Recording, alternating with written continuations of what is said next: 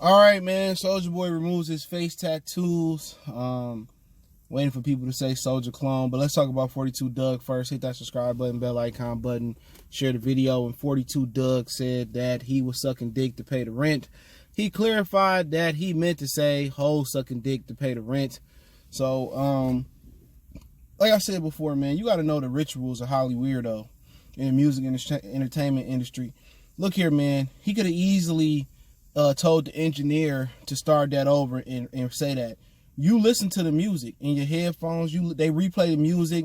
How you like the way this mix? Hey, man, you know, the engineer, hey, man, you know, you should add left here, or you need to go a little higher there, or you need to ride the beat like that here. So people that been in the studio know what I'm talking about.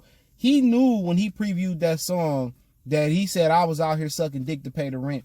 That's just part of the Holly weirdo ritual stuff, man.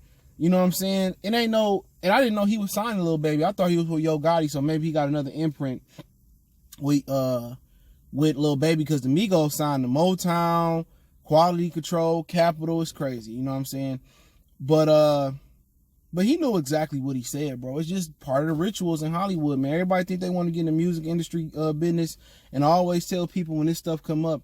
I had one of my boys, he cut my hair and shit, and he was telling me about how he knew some dudes that went to LA for a record deal, and they was asked to basically give up the ass. And like only out of like 5 or 6 of them, only 2 of them came back. And if you don't believe me, check out the Ali Vegas interview that's going around here for the last few years, where he talked about how his cousin had to go through the rituals, and he basically left and fled America to Saudi Arabia. So that's just how it's going down. You know, people think that, you know, Will Smith and Jada Pinkett shit is weird. It's really the norm, man, in Hollywood. And it's the norm too, where people like to go to swinger parties, and to me that's gross. You know what I'm saying? And that's what they like to do. But he knew exactly what he said. He probably had to say it to be blessed in. It's funny how dudes get down there with Atlanta dudes and start acting fruity, and we know that's the Fruit Loop capital of the world. You know, for black people, the blackest city in America, and I don't think it's by any stroke of luck, is one of the most gayest cities out there. You know, that's the agenda they pushing in Atlanta. It has the biggest impact on music, I think, of all time. You know, at least the longest tenure.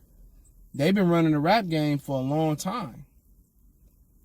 You know what I'm saying? And it's showing. It's been kind of weird down there for years. Since the 90s, it's been weird stuff. And now they sharing their real weird rituals with the world. So now you got your boys and your sons and your husbands and your boyfriends and the niggas you like wearing purses and fanny packs around their chest, around their waist and stuff of that nature. They wearing ripped jeans. So it's the reason why Atlanta has been picked as the next hip hop mecca, and New York is no longer the hip hop mecca. You could thank Curtis and Jay-Z for that. They helped the process. Curtis by destroying the unity and making Pangea in New York and breaking all New York apart. You know, even the boroughs used to work together in New York. And 50 got everybody beefing with everybody. And Jay breaking up Rockefeller. You know, him taking away beefing with Dipset and all that stuff happening, and just, you know, breaking up that little unity that they had. I mean, you know, that is what it is on that aspect, man. But he knew exactly what he was saying. You know, he said I was out here sucking dick to pay the rent. He knew exactly what the fuck he was saying. So to me, it ain't no motherfucking mystery, bro. He in Atlanta, he gotta pay his dues, you know, to get where he want to get. And if he pay his dues, his record gonna do well. He gonna stay in the industry, and they gonna use him and abuse him till they don't want to use him no more. So don't be surprised if he ain't been over and gave up that butt already. But us end off Soulja Boy, you know, he got his face tattoos removed. So he was in jail for a minute last year. He got out around July, I think, on good behavior or whatever. And now all of a sudden he come back with his neck tattoos gone, face tattoos gone. So, you know, most people say it's maturity. When Gucci Mane got out and he got all his tattoos gone and stuff of that nature, or, you know, faded away, or he started acting different, people say he was cloned.